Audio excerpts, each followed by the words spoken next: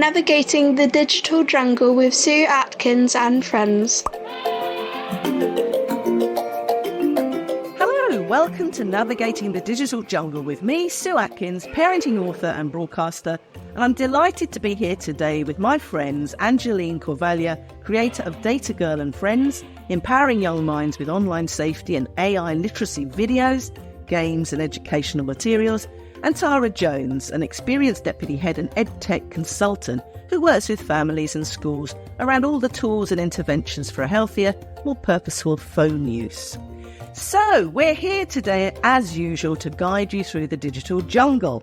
And the topic of the week this week is Toddlers and Tech, navigating that digital playground. And we're going to be diving in and looking at screen time management for young children, benefits and drawbacks of screen time for toddlers, tips for parents on setting screen time limits, recommended apps and educational content for very young children, and why handing over a device to a toddler to preempt a tantrum could be the worst thing you could do.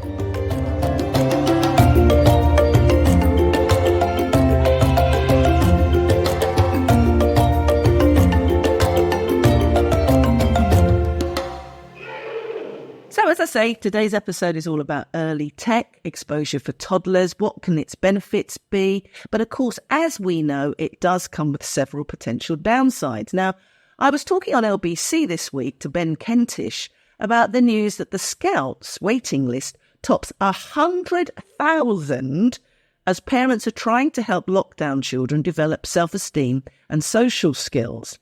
And demand for joining the Scouts membership has so skyrocketed that the organisation is urging more volunteers to sign up to become Scout leaders. Now, we all know the pandemic significantly impacted toddlers, affecting their development in several ways. The prolonged periods of lockdown and social distancing, remember that? Yeah, that really did limit some children's opportunities for social interaction, which of course is crucial for developing communication and social skills. And that's why I started to volunteer at my local library doing rhyme time for babies and toddlers, where I was singing and playing the guitar to help young children develop a love of communication and vocabulary and socialisation.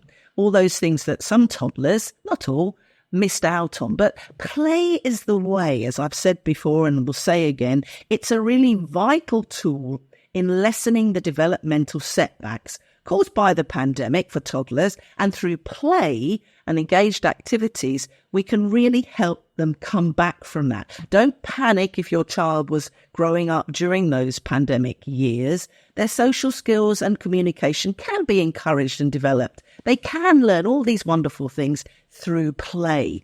I could go on, but play matters. It's important, I think, for kids to move away from that smartphone-based childhood into a more play-based childhood. And I want to help stave off that trend, and that's why I do the podcast. Now, on another note, I was reading a very fascinating article in the Irish Independent this week about a study that found children given digital devices just before they're having their tantrums don't learn to self-regulate their emotions. So, we all know that embarrassing moment. You say, oh my God, they're going to go off on one. But handing a mobile phone or a tablet just as they're going to throw a tantrum can be damaging to them because they're not learning to self-regulate. Now, what do I mean by self-regulate? Well, self-regulation means that children can calm their own emotions over time. They learn to manage their anger. They learn all sorts of things around handling social situations. It's like having an internal set of controls that help the child manage their emotions, control their behaviour, and focus and concentrate. And there's loads of research to show that children with self-regulation are able to get along with other kids better, and they have fewer conflicts, and they do better at school because they can concentrate and self-regulate themselves if they feel a bit overwhelmed with something. And of course, they experience fewer mood swings and they're generally more happy and healthy. So there's loads more that will be in the show notes around this topic and loads more in the bonus content because I'm very passionate about writing about self-regulation. But I just want to ask Tara, so what are some of the concerns around toddlers and tech generally? Let's kick off with that. Well, I think the biggest concern for any parent, particularly young children, if you think new mum, what you're going to ask her about, you're probably going to talk to her about sleep.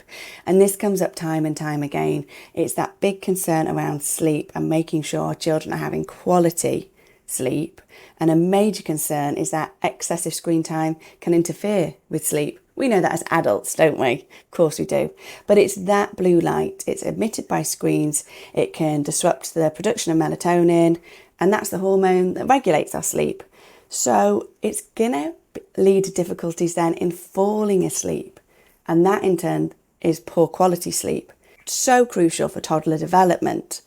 You might think if they stay up late, they'll sleep in the next day. Never happens. That doesn't work. My lovely Irish mum has always said to me, sleep breeds sleep.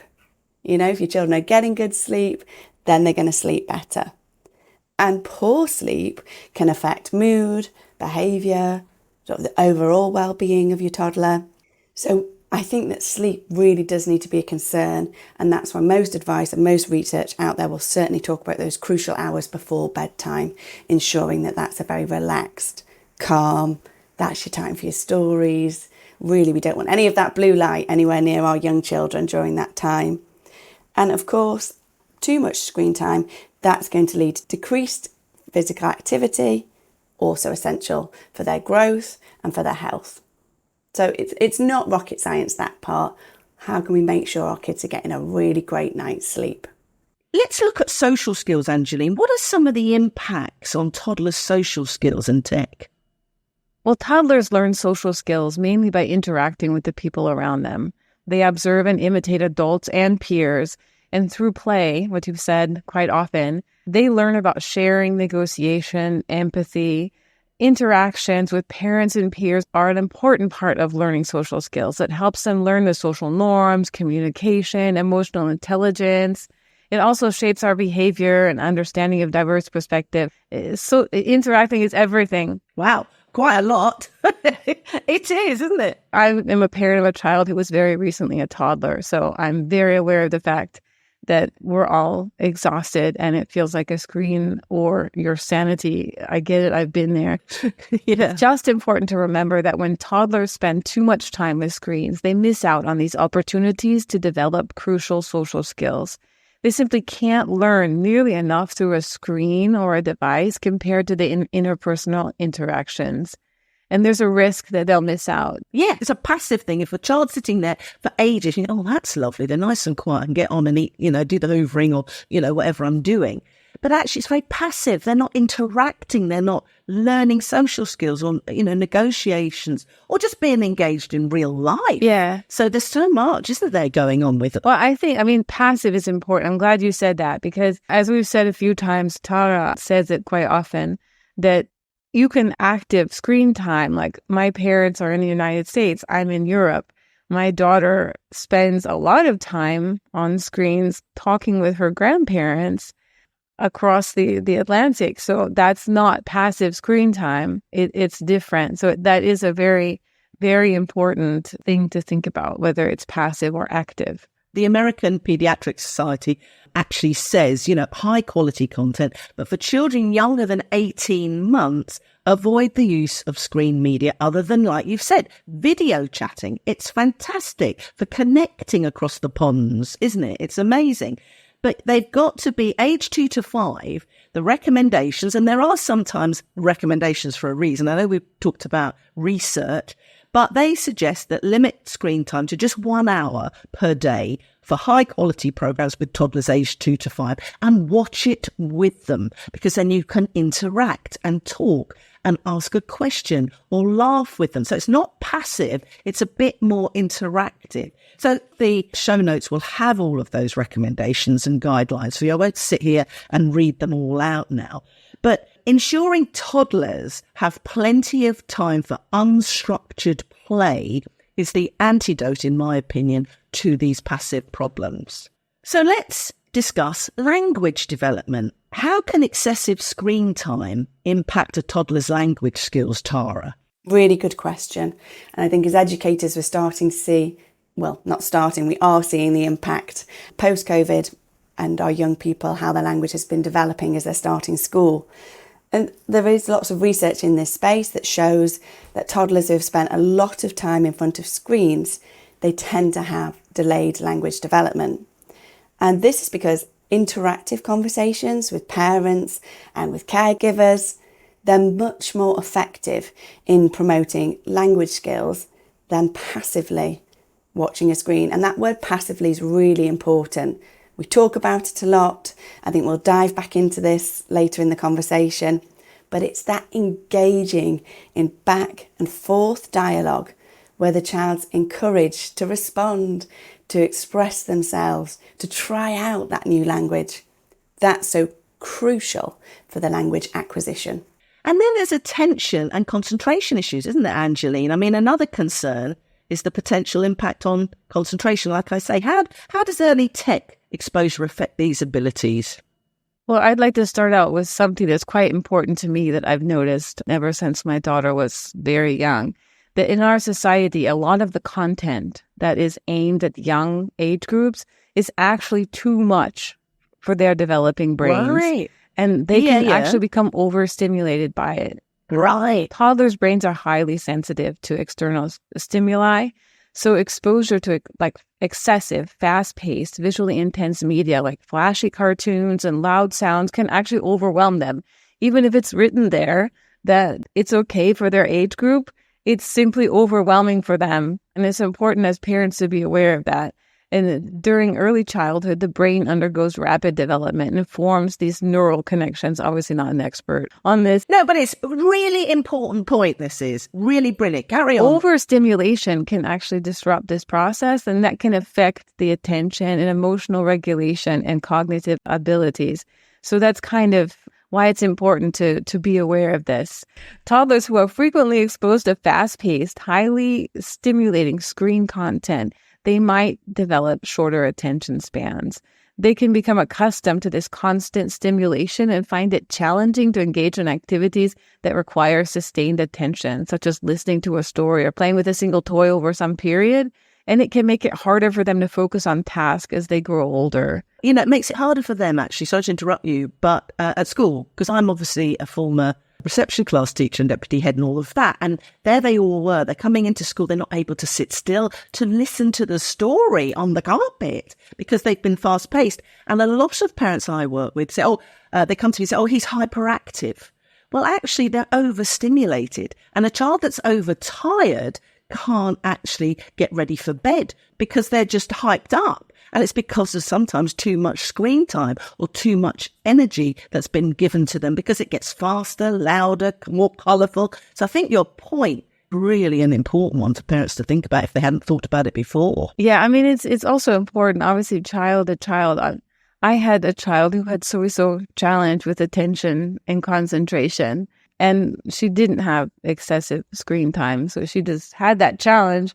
And as a parent, it's so hard when you see all the other, it seems like every other child is able to concentrate and be quiet except for yours. Oh, it's an angel. It's not true, though. Every other child's an angel. It passes. This time passes if you put that extra effort in, which is really not easy, to help them regulate and kind of get through that period where the screen is the easiest solution. But yeah, just to be aware of the fact that there are these long-term consequences to taking the easy way excessively when the child is young. I wrote an article quite a few years ago, actually, about delayed gratification because kids these days are not used to waiting. So in France, I read and I thought, this is interesting. They bake in the morning, right, with their young kids and all the rest of it. And then they make them wait until the afternoon before they eat the cakes. Now, it may sound like, oh my God, I couldn't possibly do that. But the point is they are delaying and looking forward to something. Sometimes if we have instant gratification all the time, you're never used to that real pleasure. It's a bit like when my daughter was saving up to buy a camera, this is back a while ago now, and my car was never so clean because, you know, she was doing all sorts of jobs and she was delaying that, waiting to get her own camera. She was saving up for it and there was that delayed gratification to getting it. And so, of course, when she got it, she was thrilled with it and she really looked after it. So all of these things start when they're young. And if you haven't thought about that, I hope you find that as a useful tip from us today. let's talk about the risk of exposure to inappropriate content. Now, even with parental controls, it's not always possible to completely shield toddlers from content that isn't suitable for their age. Now, I've written an article recently on my own blog around the differences if you've got children of different ages, how you balance if you've got a 13-year-old or a 15-year-old with a toddler who's 3 or, 2, because they're going to be watching and learning and all that sibling rivalry stuff, because they watch and learn from everybody. But not just that, it's also about what if they inadvertently, get exposed to violent or scary imagery, inappropriate language, or even the advertising content that isn't age appropriate, because that can be very confusing and frightening for toddlers, which affects their sense of security and well-being. Tara, what do you think parents need to do about that side of things? I think this is where, well, actually using the word, it's the where and when that's really important. And I'll turn to some research here, actually, from Jacqueline Nessy. She's an assistant professor at Brown University, studying the impact of digital technology on kids' development and mental health. And I was really interested in one of her newsletters that I read recently. And it was talking about this difference between, where kids are consuming content, iPad versus TV, for perhaps. And a parent had been in touch, and the parent sort of explained, if my kid's watching TV, I think Bluey was the reference in this article. And when they watched Bluey on the tablet, the child was getting right up close, nose to screen, sometimes being hidden, under a blanket, going into their own little world. So that's the where, isn't it? Thinking about, well, where are they watching? Versus the TV, and the parent explains, if they've got the TV on in the lounge, in a bigger space, there might be some gymnastics on the sofa, that sort of rolling around, distracted, picking up some blocks from the floor, maybe in and out of conversation with people nearby. And I've talked about this before. I think if you have a shared space, so you know exactly what your child is watching and what they're doing, that's going to be really important to that monitoring from a parent's perspective. But also we've got that physical aspect. And I did speak to a physio about this, and we discussed unintentional perhaps, but that more active viewing in a bigger space with the TV, and versus we've all seen sort of pictures of our own children right up close or hidden. There's something about the handheld device that naturally for children, they're going to feel it's theirs and it can be hidden. And of course, then it is easy to monitor what they're up to, even with some restrictions. Now, in this piece of research, Jacqueline outlined a few findings, and I also think that these are really key, and I see this with schools, children I'm working with and parents I'm talking to. So some families will say that ending screen time is easier on a TV because you can sort of press off and physically leave it behind. This can sometimes be more challenging on an iPad.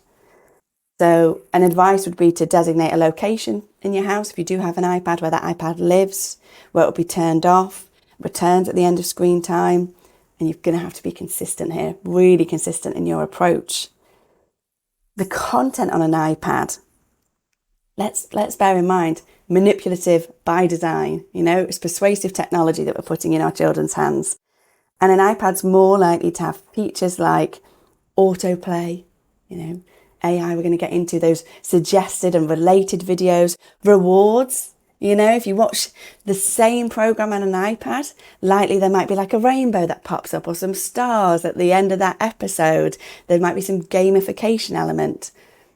So, a tablet can be used. I think the parent was talking about Bluey. You could watch an episode of Bluey, no problem, on a tablet. But the exact show that the child's chosen, that's harder to monitor. So I think the TV element there and the shared space is important. And that leads also to co-viewing. So again, I want you to think visually of your child hidden away under a blanket in the corner with an iPad versus an open space and the television, because we definitely know the research shows about the benefits of co-viewing, actively engaging, easier on a TV, where you can have conversations. We were talking about language acquisition. You can talk about, well, what did that word mean? Oh, I wonder what happen there. You can bring in a conversation and try to kind of stay away from that secluded, isolated consumption of content. Most likely that's where inappropriate content is going to somehow, despite best efforts, filter through. Angeline, what are your thoughts then on toddlers and tech and safety and AI? How does all that feed in together for young children? The more the child spends on screens, on devices, the more data is available on them and the more personalized the content can be. Gosh. And I think we'll talk about it later, but some apps that are made to keep even the toddlers there. So there's really something to be aware of, that if it's online, it's collecting your child's data, and the more data it has, the better it will know your child, and also share with others. Just something to be aware of. But another thing I wanted to share is Toddlers and Tech. Before my daughter was born, my best friend warned me that most people use more tech than the child can handle. So from the very beginning, I really tried to limit as much as possible. And in the first years, I didn't manage nearly as much as I wanted to. It actually set kind of a mindset between both of us, my daughter and I, that slowly over time, and my husband over time, that what we didn't manage to have when we just cut it down over time. And so that's another thing I wanted to say, that it's not about being perfect at the moment. It's about, just to be, if you're aware of the risks, as we often say, you can slowly, have as little as possible, keeping sane, because you need to be sane. Your child, mental sanity. They're I going love that. to That's suffer be a if new you're word. not sane. So Yeah. It's all about balance and incrementally. I talk a lot about that incremental stuff. If you're going to go and run a marathon, you don't just put on your tracksuit and run. You train for it incrementally. So it's the other way around with tech. Incrementally come off it if you find you think you're using it too much as a family or with your kids. And of course it's brilliant for those moments when I think my kids used to have screen time, because they're a bit older than everyone else's, because I'm so old now. But my kids used to come in when I was a deputy head and sit down and think, God, I need a cup of tea. So I'd sit down, have the cup of tea, and that was their screen time when they could sit after school and watch it. And of course it was fantastic for that. And then we all come together and we ate together and all the rest of it. Balance is what it's all about. Now, I tell you what I want to do today. I want to really emphasize the importance of play and launch my summer screen-free change. Challenges always sound a bit hard going to me. And the summer, there's all sorts of people doing all sorts of things around challenges to read, challenges to go to the library. I want it to be a summer screen-free change. It's just that attitude. Mindset is so important. So school's going to be out. Let's go screen free. So I want you to turn off and tune in a bit more. Use the summer holidays to reset your family's screen time habits. So embrace the sunny season. If it is sunny today, actually, here in the UK, for a change. So embrace the sunny season with these simple steps. Designate daily outdoor time. Make nature your playground. As a concept, just go out for half an hour or send the kids out to play for half an hour. Remove screens from bedrooms. Create a tech-free sanctuary from the bedroom. Engage in developmentally rich activities, and what I mean by that, encourage playing outside, physical activity, unstructured play, and time with friends. All pretty simple, to be honest. Encourage independent play. Let your kids solve their own boredom sometimes and spark their own creativity. That's how I grew up, sparking away outside on my own sometimes, because I think it helps them if they can learn to solve their own boredom, depending on their age, of course. And then cultivate creativity. Dive into arts and crafts, storytelling, or imaginative play. So whatever it is, a few ideas to rediscover the joys of a screen-free summer. Send us in your pictures, your ideas, your thoughts, how it works in your family to info@navigatingthedigitaljungle.com. Today's episode of Navigating the Digital Jungle is brought to you in collaboration with World Digital Detox Day, an international movement dedicated to reclaiming our lives from the overwhelming grip of technology. So, are you feeling overwhelmed by screens and technology? Take a break and join millions of people around the world on World Digital Detox Day, because it's the perfect opportunity to unplug, unwind, and reconnect with the world around you for your mental health and your family and children's well-being. Join this important movement with over 7.5 million people worldwide and visit worlddigitaldetoxday.com to learn more about becoming involved with the world's largest digital well-being initiative. Start your digital detox journey today to better mental health and well-being for your whole family. So my guest today, I'm delighted to say, is Dr. Amanda Gummer. Amanda has over 20 years' experience working with children and families, widely considered as the go-to expert on play, toys and child development. She's the founder and CEO of The Good Play Guide and Fundamentally Children. Now, Amanda combines her theoretical knowledge with a really refreshing practical approach to family life, which resonates both with parents and professionals. Her book, Play, was published in May 2015 and has already been translated into 2 different languages. It's a really practical guide for parents to support their child's development through playful activities during the first critical 5 years of life. And Amanda, as you probably know, is regularly in the media and continues to take a very active role in research. And she's often involved in government policy around children's issues, and she's a member of the 2 all-party parliamentary groups. And Amanda ran the research consultancy Fundamentals for 10 years before combining it with the Good Toy Guide and the Good App Guide to Fundamentally Children. So she's the UK's leading source expert, independent advice on child development. So welcome today after that huge introduction. I know, thank you for that. Well, people need to know, and you're probably too modest to say. So let's kick off.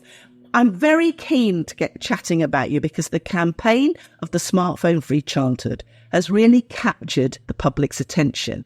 And children use screens and social media, and it's such a big topic at the moment.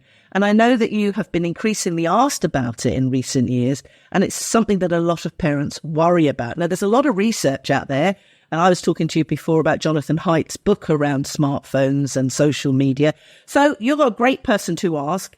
Tell us about your opinion around the screen-free childhood. Okay, so there's a difference between screen-free childhood and smartphone-free childhood. And smartphone-free childhood, I think, has a lot of merits. I think we don't let kids drive cars until they're 17. We don't let children do lots of things until they're old enough to handle it. And I think the technology has moved so fast and we don't know what kids are able to handle and what they're not. And I think there is a lot of merit in taking a slightly more cautionary approach and letting children have the freedoms that they get in childhood without access to some of the dangers that are inherent in smartphones. That said, screens can be great for kids. So kids can learn a lot from digital interactions, educational apps, good quality TV programs. So it's not about demonizing screens. It's about making sure that kids have the freedom to be kids and that digital play can be a part of their lives, but it's not in their pocket on a smartphone with unfettered access to the internet and social media until they're ready for it. Yeah, as you say, I think it's being mindful. And what this podcast is all around really is getting parents and carers thinking about what they're doing with their screens. Tara talks a lot about the difference between what screen time actually is. There's a difference between looking up a recipe and scrolling for 3 hours, even as adults. So I think it's important that you've raised the difference between that, the good parts and the bad. And we're pro-tech, of course. So you do the Good Play Guide. That's about a balanced diet, isn't it, of play and screens. Tell us a bit more about the Good Play Guide. Yeah, so goodplayguide.com is the website. And on there, you'll find lots of reviews of toys and games and apps and educational products, baby products. And it's all around helping families thrive through play. Because if you bring play into family life, everybody benefits. It's a real stress buster. It helps with bonding, it helps with communication, it helps kids develop a range of skills. And the idea is that in the same way that you balance what children eat, you want to balance what they do in their leisure time, and the social, active, imaginative, free, outdoor, child-led play, that's the superfoods. And if they're doing that, let them go. Let them have as much of that as they can, in the same way that if they're hungry and they want more broccoli, you let them go for it. The sweets and the treats of the play diet are the solitary, sedentary, passive things. And in the same way that previous generations would worry if there was a child who was a bookworm, who just sat on the sofa and didn't want to play with their friends and didn't want to do anything else and was just reading books, it's the same thing. It's that solitary, sedentary and passive behaviour. Now, book reading, I would argue, isn't passive, but some of the screen activities can be. And everybody needs a bit of time to just chill out, and that's fine, but it should be treated in the same way that you treat sugar in your kids' diet. It's a limited amount. Only when they've eaten their vegetables do they get access to it, and it's limited. And I think we've not really got that sense of proportion. There's lots of different ways that children learn through play, whether it's a board game with granny or a den building with your friends in the woods, or building a tower of bricks, or, make believe, dressing up, messy play, all of that kind of stuff. There's all different types of play, and they all develop different skills and help kids in different ways. So it's important to get that balance, but making sure that you've got more of the really good stuff and are managing how much of the sort of solitary, sedentary, passive time that kids are spending. Yeah, I think it's really important to get balance. It's always about balance and thinking about what you could do alternatively rather than just automatically giving a child a screen or a smartphone. And of course, with the summer holidays and the weather's not always great. So it is a challenge for parents, but I think this is what this is about, trying to encourage parents to think about what they're doing with their digital literacy and stuff. Tell us about the good app guide that you recommend then, and what's your criteria for what makes a good app? Because lots of people say, oh no, but they're learning their alphabet or they're doing their numbers. But tell us what makes a good app and what isn't such a good one. So when we do the reviews of digital products, it's all around how it engages children. We rate things on the fun, skills developed, and ease of use. So is it, can the kids use it? Because kids have a fairly low attention span. So if they can't use it intuitively, then that's a fail. What's it teaching them? So is it creativity, or is it numbers, or is it science? Is it about how the world works? And it can be stuff that is, you can still get quite a lot of social learning, things like Minecraft, where kids are playing together. There's still opportunities for communication. But then it's also about, is it fun? Because if we want kids to learn, we have to make it fun and engaging, because otherwise it'll just, be one of those apps that sits on the tablet and doesn't get played with, in the same way that a toy that's not fun gets sat in the cupboard and doesn't get played with. So whatever the benefits are, get missed if it's not fun. So that's how we rate the apps. And we try and make sure that they're age appropriate, that the kids are actually engaging with them positively. They're not addictive. They're as inclusive and as accessible as possible. Because I think one of the things that gets overlooked when we're looking at digital screen time is how beneficial it can be to children with additional needs, and children who don't learn in a social setting. If they don't react well to a classroom with lots of bustle and hustle and lots of other children, may struggle with the learning, not because they don't understand the concepts, but because it's not delivered in a way that suits their style of learning. So apps have a real role to play for children who have additional needs and who struggle in a school setting. Oh, that is so interesting, and a great conversation to have with parents as well. Because I think what you've pointed out there, it is they can do it at their own speed or at their own rate. And you're right, it's a really great asset, isn't it, to them? You said about non-addictive. What do you mean? Because, of course, this is the problem with some of the games that kids get involved. We talked about gaming last week, actually, and boys and things like that. It's all geared up. Certainly social media is to get you addicted. What are you looking for that's, you said, non-addictive? So you can build natural breaks into gaming so that there is the end of a level and it's not just a kind of continuous rolling game. You can make sure that the rewards aren't too... There's not always like, or just do one more for the next reward, just do one more for the next reward. So it's the way rewards are embedded in the play.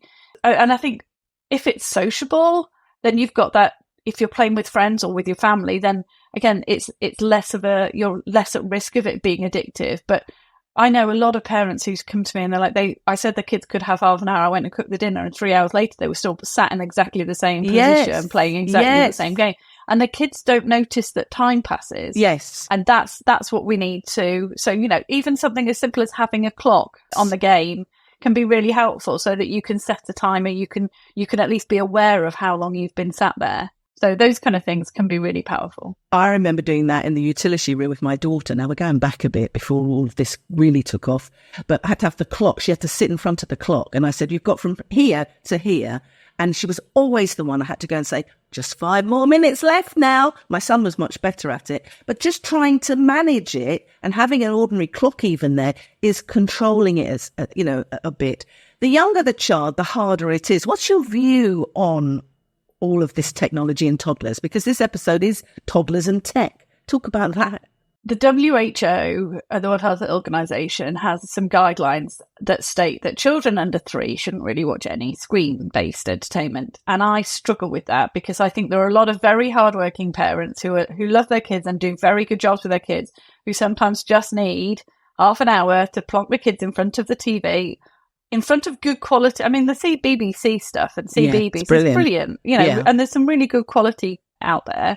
Everybody needs a bit of space. Everybody needs a bit of breathing time. And if you can use the TV, like you say, mindfully to do that, I don't think there's a problem with that. And I think there are certain TV shows that have been designed by speech therapists and language developers and all the rest of it to help children learn language interactively. And that's not, here, put them in front of the screen and they'll learn to talk. But as a complement to all the interaction that you do with your children, it's absolutely fine. So I don't like the kind of hard and fast rules of you should do this much time and no more. And I just think it makes parents feel guilty and unnecessarily so. That said, the idea that 5 and 6-year-olds have got smartphones of their own now horrifies me. I saw a child with a pink smartphone from a pram that was attached. So obviously it was a little girl in the pram and it could swing over and watch Peppa Pig or whatever she might be wanting to watch. That scares me, because you're not consciously thinking about what you're doing. And also there was an article I read in the Irish Independent this week about parents giving kids a smartphone before the tantrum, because then the child is not learning to self-regulate, is she or he? Exactly. And I think that's where education really needs to come in. We need to do the research first, and we need to help parents and teachers and policymakers understand the pros and the cons. So yes, you avoid a tantrum, but what are you depriving them of? It's the same with not letting kids play outside. Yes, you're keeping them safe from every parent's worst nightmare of being abducted or whatever. And yes, you're keeping them safe from traffic. But actually, what are you depriving them of in the process? And that independence and risk management or developing all those really important social skills, that connection with their neighbourhood, the community spirit, all of that stuff that comes from getting kids outside playing is lost if you are too afraid of the bad stuff. So I think it's about mitigating danger when it's there, but not banning stuff outright. Yeah, and allowing children, as you say, to explore, make mistakes, maybe fall over sometimes if they're climbing a bit too high. But from that, they learn. I call it failing forward sort of thing. So play is such an important part of that. In the early years, what are children learning when they're playing? Oh, so play is how children learn. It's what they learn. So it's the tool that they use to make sense of their world. They're learning how the world works. So they learn that, you've got something with wheels, you can push it along. It's how they copy what's going on around them. So they might have a toy kitchen and they're practicing, they're copying dad, mum, granny, whoever in the kitchen. It's how they learn. It's also how they learn about themselves. So it's what am I interested in? What makes me happy? What am I good at? All of those things come through play as well. Yeah, and there's all sorts of types of play. I've got an infograph that shows you all the different types of play and different ages of what they're learning and what they're doing, and that kind of going along parallel play, and then that play when they snatch and they're learning from that, negotiation skills, leadership. It goes on and on. It really does. And that's why I'm so passionate about play, that people need to recognise and explore just allowing unstructured play as well. It's not all of that, let me guide it, let me interrupt, let me do it. It is actually just letting them play and letting them grow and letting them be. So there's so much in there. I know you've written for Genius of Play. There's about 50 experts on there. Through their website, there's all sorts of things that you can find out. And we'll put that in the show notes as well. We're also going to put your websites, of course, into the show notes. Do you want to tell me what they are so people listening can remember? Of course. So goodplayguide.com is the main website for reviews and advice and articles on playful family life. as well as quite a lot of stuff on additional needs and talking to kids about different issues and that kind of stuff. Fundamentally, children.com is our research consultancy. So anybody who's interested in learning more about the kind of the business side of what we do and the research and how we approach that, it's fundamentally children.com. And the other role I have for the last year or so now is the API, so chair of the Association of Play Industries, which is around outdoor play and playgrounds. So if you look on the API website, you can find out more about the benefits of letting kids go down to the local playground and what they can learn and how that all works. So yeah, they're the websites. Love all of that. So what's your big takeaways? People listening to this, Toddlers and Tech and play and children slightly older and play right the way through our lives, because I think if you're more playful, you enjoy life a little more. You know, we need to lighten up a bit. What would you say would be your top takeaways from listening to this today? Let children play, absolutely prioritise play, and you don't have to be your kids' entertainer 24/7. Kids benefit from being able to play on their own. Yeah, absolutely. The Butlins red coat. Yeah, kids get a lot of benefit out of playing with other children and even playing on their own at times. So there's that. Making sure you've got that balanced play diet, I think, is really important. And again, there's the model of that and all the more information on goodplayguide.com. And then I think the other thing is to try and get play as part of everyday life. So it's not a chore that you go, okay, yes, it's 5:00 on a Friday afternoon, it's playtime, we're going to go and play a game together. It's about bringing playfulness into everyday life. So whether it's laying out your kids' clothes in the morning and they have to go and find them and put them on in the right order, or whether it's kids helping with the laundry and matching socks up, or those kind of things, bringing playfulness into everyday life can really help. It helps with bonding, it helps with kids learning, it helps de-stress things, and it saves it being another thing that parents have on their to-do list of something that they, have to carve out time for. Yeah, absolutely. So play is the way. Play is the way forward. I'd like to ask you something based on what you were saying about research, because I think that was so important when you said about research. And it's all relatively new, the impacts of tech, all these tech. And I've read a lot of conflicting research, and I've also heard a lot of people saying that obviously tech companies have their own research companies that will support, that tech isn't so bad. Well, what are your thoughts about research? Because my opinion is parents really need to feel their own children and understand the impacts that these techs and screeners are having on them, and play. You don't necessarily need someone to tell you whether it's safe or not. Well, what are your thoughts on that? So absolutely, the integrity of the research is key. So make sure you know who's funding it. Follow the money always. Independent research is really valuable, and I think listening to people like Jonathan Hayden, and there's a lot of increasing areas of research in this space, but we are still very much in the early days, and research is a bit of a tanker. It takes a while. Good research is rigorous, and it needs checking and validating and peer reviewing and all of that kind of stuff. So it does take a while to come through, and we are still, and one of my issues is because young children aren't allowed to be on social media until they're 13, you can't research them because you can't find them, because they've all put fake IDs and fake ages in. So it's very, very difficult to understand the proper impact of smartphones and social media on children under 13, because ethics around the research are it's such a minefield. So I think we need to be prioritizing getting the research and taking an evidence-based approach, because like I said at the beginning, it's not about banning screens. It's not about not having any digital engagement for young children, even toddlers. There's things they can do on apps and tablets that they can be fun, they can be entertaining, they can be educational. So it's not about banning it, but we need that evidence base to be able to make informed decisions, and we need to be really alert to the source of the research, in the same way that we should have been a lot more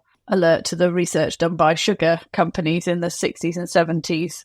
We need to follow the money. Yeah, I think that's so important for parents to be aware of, because often it's presented as this is the answer. This is, but we don't have the answer. And I just to really say it again, what you said, and parents need to watch their children and know their children. Unfortunately, there's no way around it, because we don't have the evidence-based research yet, right? No, absolutely. And that's one of my things. And that's why some of the stuff that Sue does and we try and do is, it's not about telling parents what to do. It's about empowering them to make informed choices that work for their family, because they know their family best. And if the more people that just say, this is essentially, here's the manual, this is what you're supposed to do as a parent, the more you don't trust your own instincts. And that's really dangerous. Yeah, exactly. And it's empowering parents and just getting them thinking, if nothing else. Because we do, as a parent, you know your child better than anyone else. So really great points. Thank you.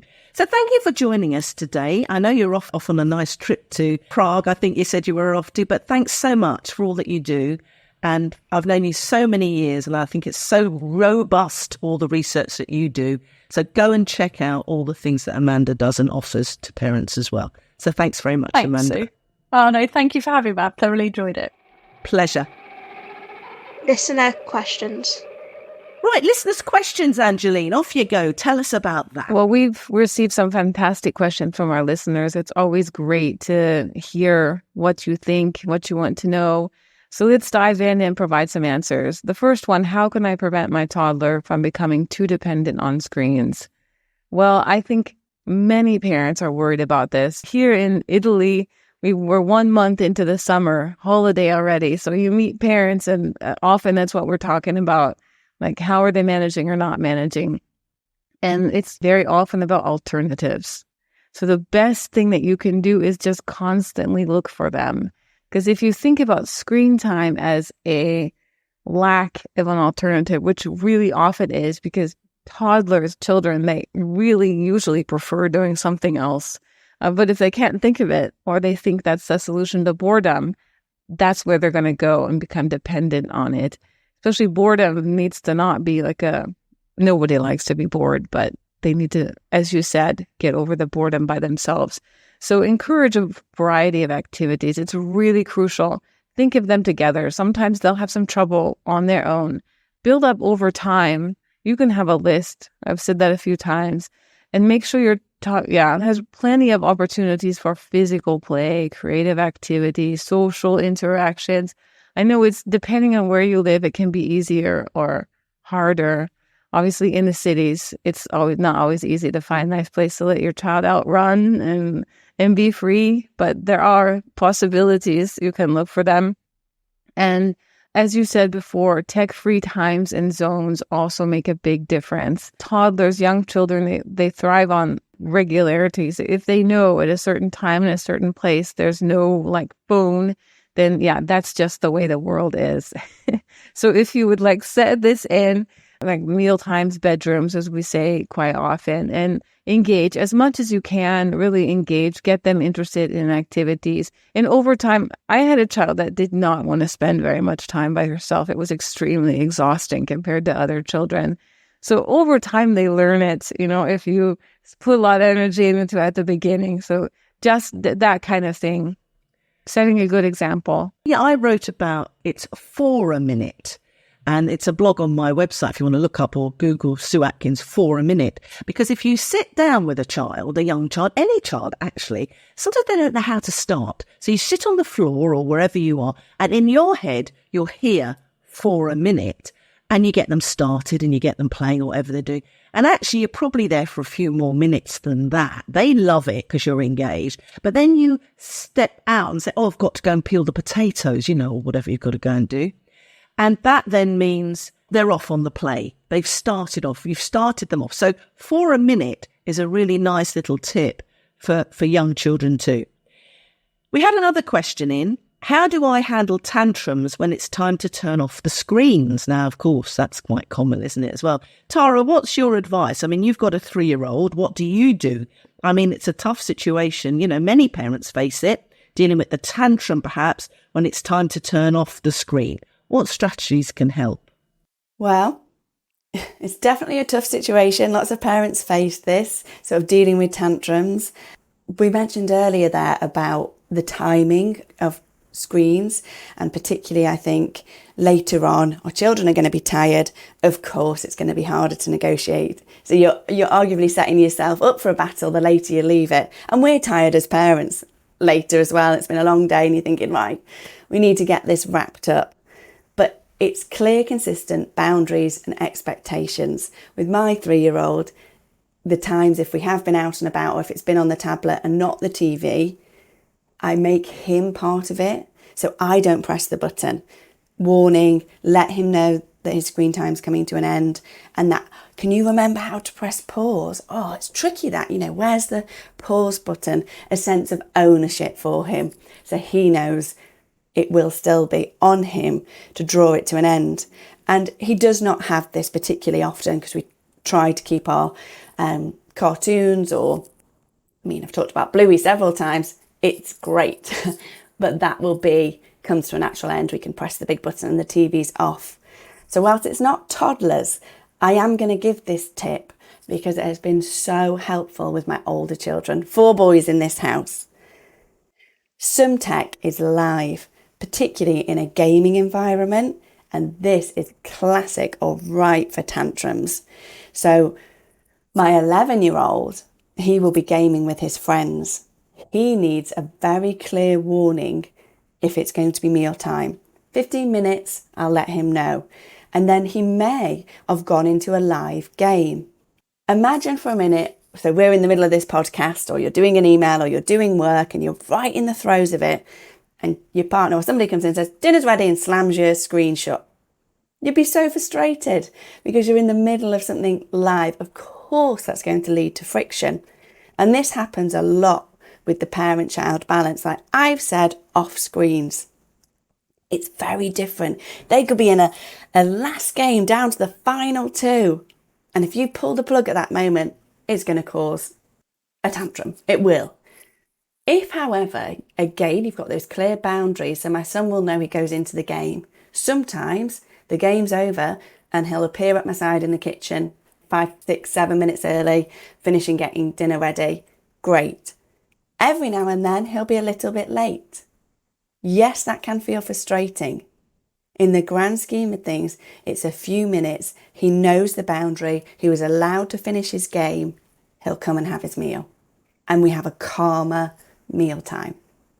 So it's about making sure you understand the tech that they're using. You put in the appropriate end of tech time. The boundaries are safe and you will avoid the tantrums. Being inconsistent is going to lead to tantrums. If a child's going to say, just one more, and you might still be dishing up and you think one more's fine. But if you've let them have one more that night, what's going to happen the next night? Of course they're going to want one more. And if you change the boundaries and you're inconsistent, that's when we see tantrums happen. I always suggest consistency and clear communication are the key for this one. Set clear rules, I think, around screen time and stick to them. That's the important thing. You've said it. Routine, systems, consistency, boundaries, and sort of consequences. And sometimes with little ones, they have no concept of time. So you give them a bit of a warning. It's a bit like if you're playing with friends, you go, oh, we're going to be going in 5 minutes, even though they don't understand 5 minutes. But you're giving them the heads up that you're going to be changing the activity, or you're going to be leaving, or you're going to be doing something else. And that helps them. And I always think distraction, is a great thing. Oh, look, come over here. There's a butterfly. Let's look at that. All that sort of distraction helps as well. And of course, don't forget to praise your children when they do turn off the screen without a fuss. Because I'm a great believer in positive parenting. Reward the behaviour you want to see more of, and you'll get more of it. So don't forget to praise them when they play nicely with another child, or they come off the screen when you've said it without a big old tantrum. I mean, as you say, Angeline, it all takes time. There's no quick fix.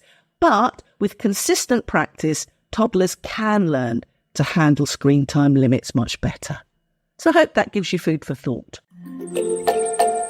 Now for some top tips. So now it's time for our weekly quick tips section, if you hadn't had enough tips from us already. But this is usually where we try and share some bite-sized nuggets of wisdom to help you navigate the digital jungle more effectively. So Tara, what's your quick wins for this week? What can you do to ensure your end of screen time boundaries are effective, clear, and non-negotiable? Don't move on them, set them and stick to them. Even if 1 or 2 of them for older children has a little bit of flexibility built in, but particularly for toddlers, Man, our toddlers are smart. You bend the rules, they're going to remember the next day. Stick to clear boundaries. Angeline, what are your quick wins for this week? Do your best and be aware. That's the tip. Be aware of what is leading you, for example, to give them the screen. What can you change in yourself? What can you make of the situation? So be aware of everything. Do your best and it will be fine. That's my quick tip. Love it. So actually, Angeline, what are you working on this week and recently? Well, it's a summer break, so I'm enjoying not working as much because my daughter is off. But I am preparing for the next school year to come. So I'm really looking forward to getting into more schools around and working on the activities with a lot of collaborators in the US and the UK, mainly in Africa. I'm really looking forward to that. So that's what I'm doing right now. And I know that Data Girl may be getting a new voice. Am I right? Yes, we are reviewing all the voices and new characters are coming out too. Like I'm going to review. Quick tip. I learned this from feedback. Just because I like a voice doesn't mean that the young children are going to like the voice. So I'm no longer going according to what I like, but according to what my daughter likes. Well, yeah. And also, listeners, go and watch Data Girl, think about the voices and send us in some feedback because it's true. I was listening to some of the old ones with Data Girl's voice, then the new one that you were, exploring with. Because kids can give you the feedback because they're the ones that the videos are for. So if any listeners here, please go and check out Data Girl and Friends. And what's the website again? It's datagirlandfriends.com and there's just a slash between all the words. That's easy to remember, isn't it? So there we go. And Tara, what are you working on at the moment? I am having a lovely time at the moment because I'm back in schools and working with lots of young people. And we've been particularly focused on Year 6 students as they're getting ready for the transition to secondary school, thinking about phone use, thinking about technology. Lots of the topics we've discussed today, impact on sleep, phones out of bedroom, restrictions, boundaries, that's all been in there. But linked back to today as well, I really want to focus on the priority of play for our young people. I mean, of course, we all want to see our children playing more. And that does take having a look at the structure of their days, their weeks, their weekends, and considering how we plan for it. But we've got to look back to the children as well. And there was a fantastic picture that used to hang in the staff room at my school. And it was a kid and it said, yeah, school's great. Apart from those bits in between break time and lunchtime, which of course is the school day. But kids know best, out of the mouths of babes. Kids want to play. And Simply Politics have just done a poll and it was great. They asked Key Stage 1, so our younger children in school, and they gave them a vote and they said they could choose, and it was a non-uniform day, 20 minutes extra break, treat snack instead of a healthy snack, juice and squash instead of water. So we're really kind of testing them with bending the rules. Absolutely not. The winner, they all voted, and the winner was the extra break. Listen to the kids. Our kids want to play more.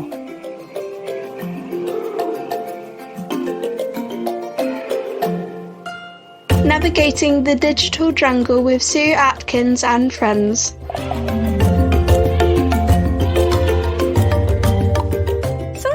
That's a wrap, as they say. Quite a lot there. I hope you found it helpful. Thank you for tuning in to Navigating the Digital Jungle with Sue Atkins and Friends. I really hope you found the discussions insightful and empowering and thought-provoking. As we all navigate the digital jungle together, as we say, there are no definitive answers for all of it, but hopefully if we start getting you thinking, and if you've enjoyed the regular episodes so far, we'd love you to actually tell your schools about it. Tell your neighbours, tell your friends, tell your family to tune in, because actually schools could put this into their newsletter as a useful free resource that actually could help a lot of parents. So please help us spread the word, because it's full of tips, as you know, full of advice, full of ideas to help you with your digital parenting. So subscribe to it, listen to next week's episode as well. And until next time, stay safe, have fun, keep exploring, and try the summer screen-free change.